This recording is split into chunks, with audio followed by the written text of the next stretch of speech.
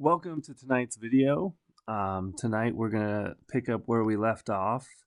We left off talking about the general definition of finding trigonometric functions of any angle, and we're going to segue into the unit circle definition. Remember, a unit circle basically means that the radius is 1, and if the center is 0, 0, and the radius is 1, let's say it's in the first quadrant, the point x, y, so the radius is 1. So if we draw the right triangle with the angle, this is your x, and that's your y coordinate.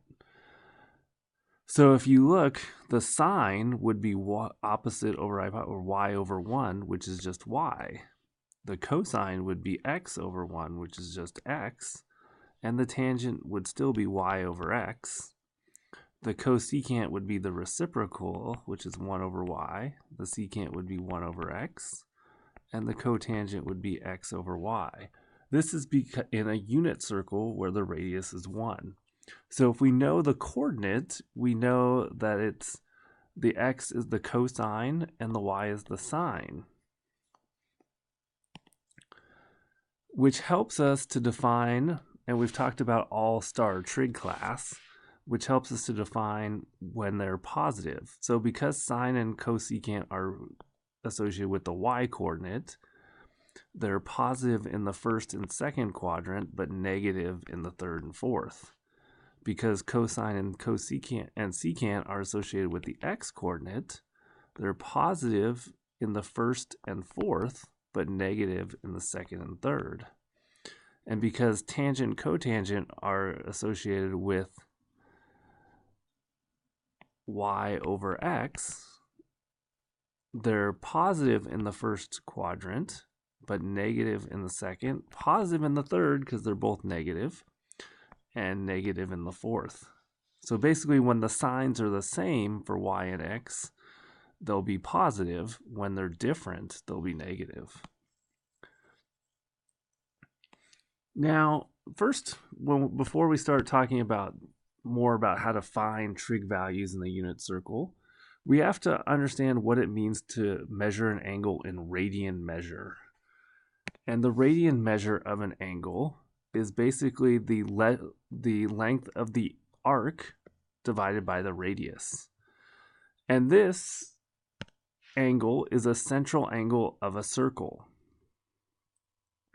So if you notice, if you put an angle in a circle where the vertex is the center, that angle intercepts an arc, which is S, and it has a radius, which is R.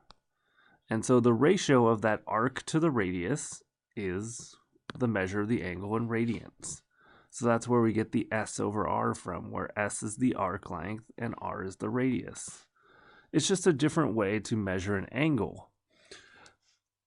So for example, if it says a central angle in a circle of radius 12 feet intercepts an arc length of 42 feet, the radian measure is the arc length over the radius, which is, when you divide it, which would be 7/2 or 2.5. You do not need to put radians, because if you don't put radians, it's assumed it's in radians. If it's degrees, like 36 degrees, you need to have a degree symbol.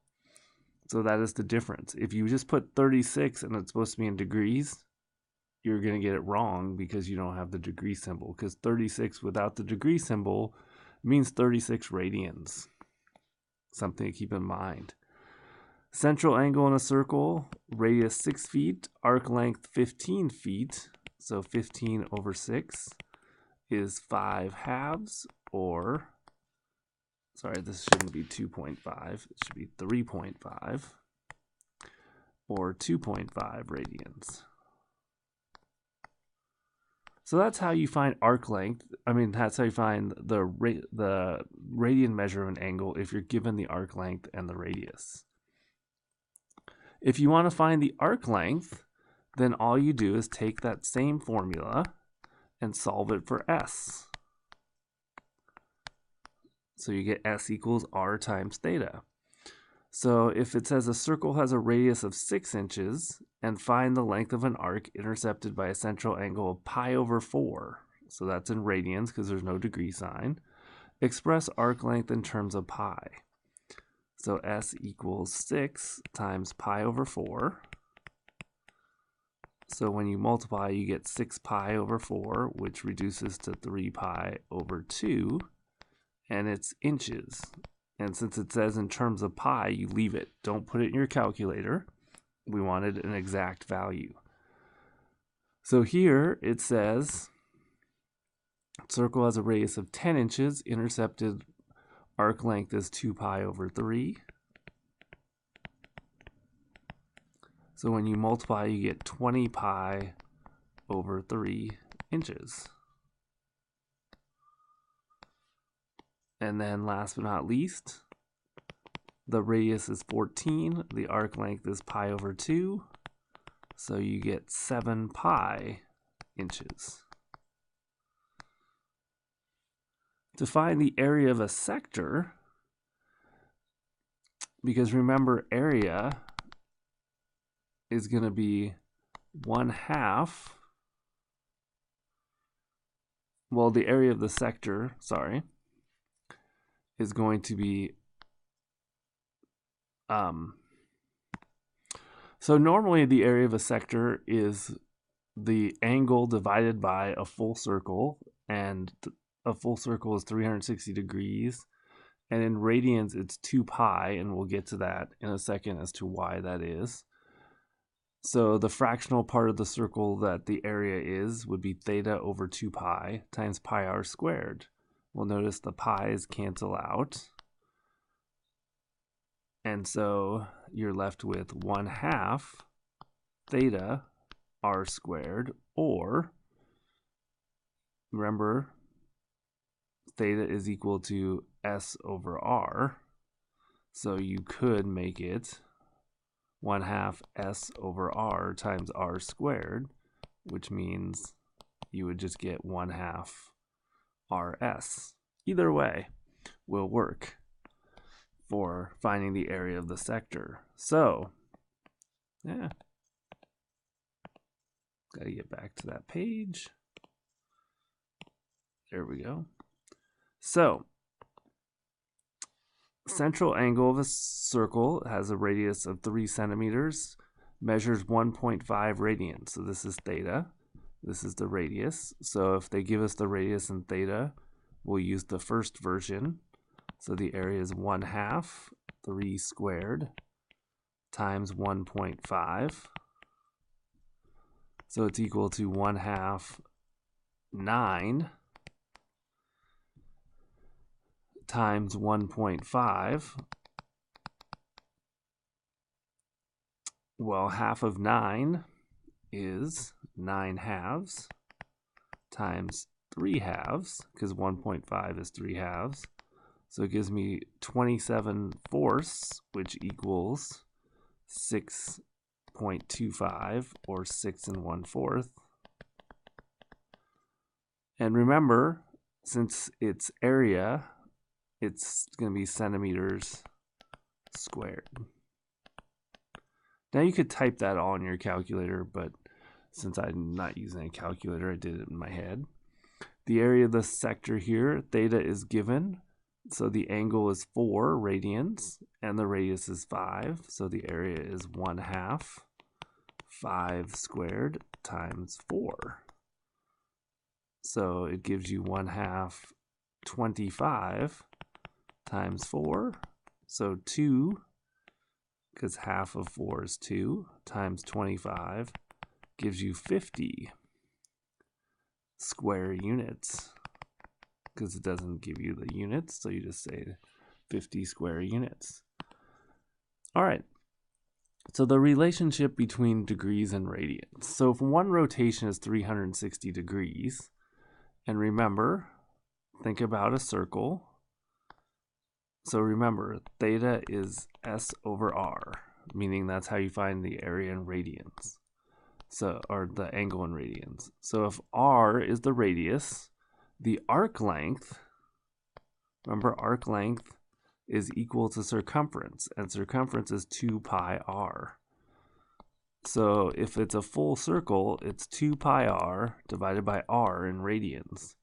Well, the r's cancel out, so 2 pi is a full circle in radians, which means that 2 pi is equal to 360 degrees.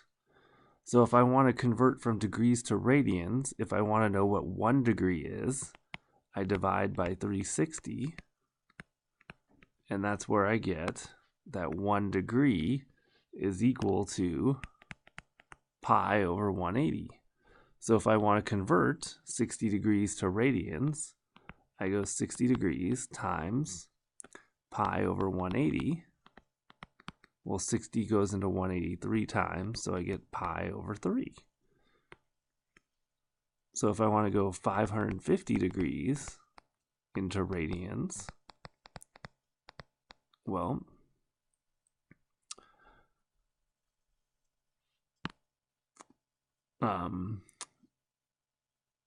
divide by 2. So you notice you get 90 and 225. So 225 pi over 90. So now also 5 goes into this. So 5 goes in 18 times. And then 5 goes in 45. So notice 9 goes in 5 pi over 2.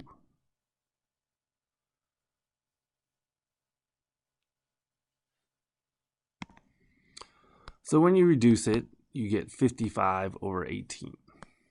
And if you want to do that in your calculator, remember, you can just type it in, get the decimal, and then just hit math fraction, and it gives you the simplified version of 55 over 18. If you look right here, there you go.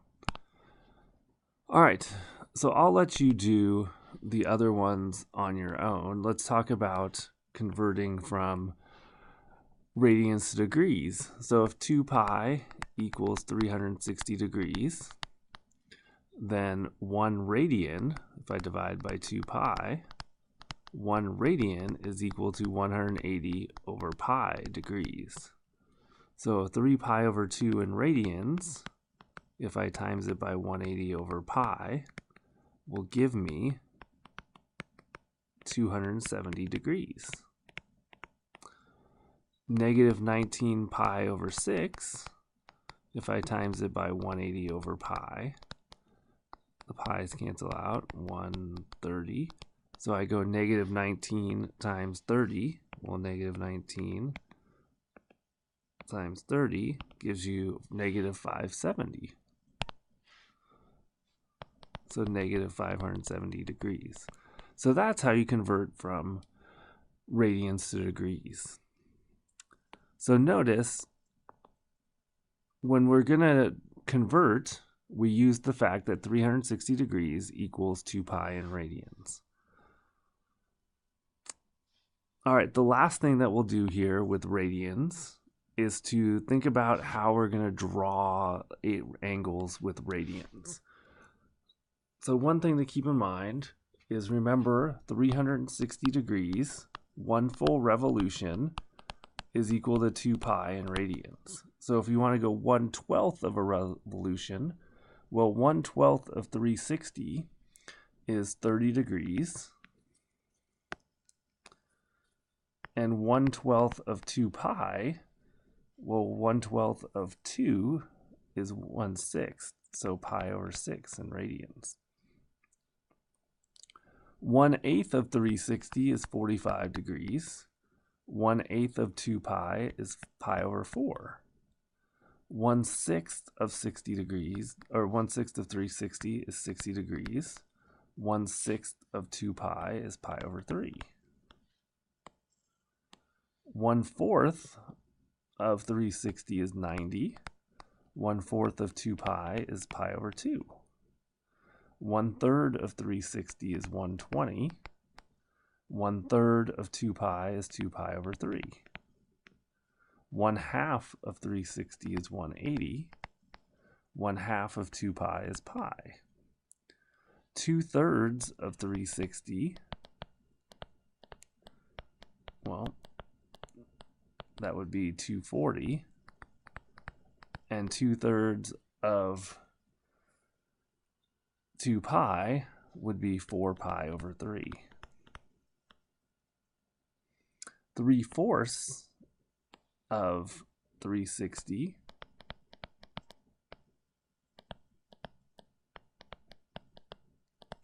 would be 270. Actually, sorry.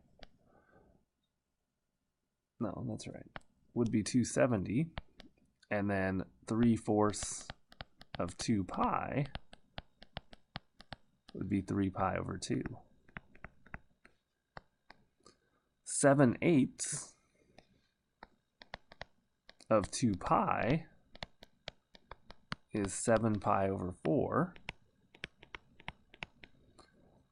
7/8 of 360, well, 8 goes into 360 45 times. 7 times 45 is 315. 1 revolution, remember, is 2 pi and 360 degrees. So if we want to look at this in terms of angles, right, so 1/12 is 30 degrees. 2/12 is 60 degrees, because 3/12 or 1/4 is 90 degrees. 5/12 would be 120 degrees. Or sorry, 4/12 would be 120 degrees. 5/12 would be 150 degrees. 6/12 or 1/2 would be 180. 7/12 would be 210. 8/12 would be 240. 8/12 is also 3/4. 9/12 would be 270. 10/12 would be 300. 11/12 would be 330. And 12/12 would be 360. So there's going by every 30. Now if you go by 45 degrees, which is an eighth, you have 1/8, which is 45 degrees, 2/8, which is 90, 3/8, which is 135, 4/8, which is 180, 5/8, which is 225, 6/8, which is 270, 7/8, which is 315, and 8/8, or 2 pi, or 1 full revolution, which is 360. All right, so that's kind of how that helps to understand degrees and radians. All right, so if we're going to draw angles in standard position in radians, we're going to use the fact that the boundaries, 0, 90 degrees is pi over 2, 180 is pi, then this is 3 pi over 2, and then all the way around is 2 pi. So pi over 4, because pi over 4 is not bigger than 1/2, it would be in the first quadrant. So here's pi over 4. Now negative pi over 4, remember, just goes the opposite direction.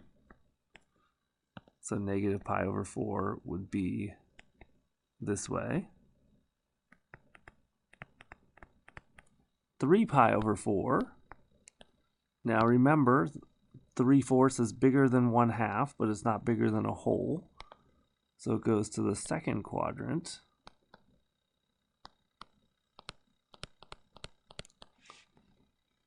Nine pi over 4 is 2 1/4 pi. And remember, 2 pi is a full circle.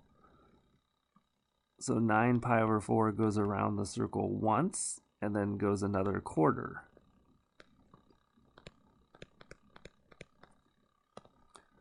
(13 pi over 4), that's 3 1/4. So basically, it goes around the circle once, that's 2 pi, half, that's 3, and then another quarter. So it's 3 1/4, or 13/4. (-5/4) is (-1 1/4). Well, negative pi is here, and then 1/4. So that's (-5 pi over 4). The last part about coterminal angles, well, remember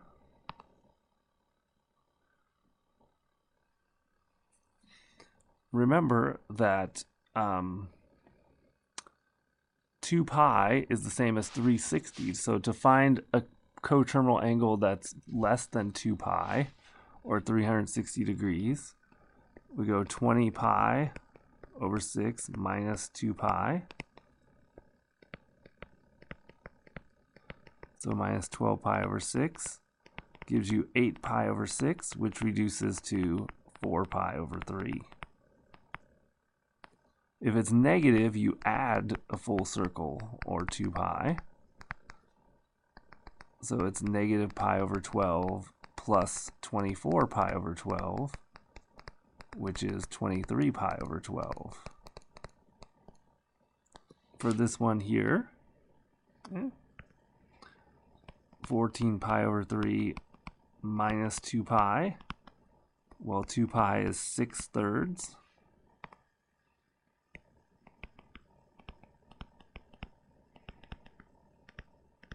And then you since it's bigger than 2 pi, you'll subtract again. So 8 minus 6 gives you 2 pi over 3. (-5 pi over 2 plus 2 pi.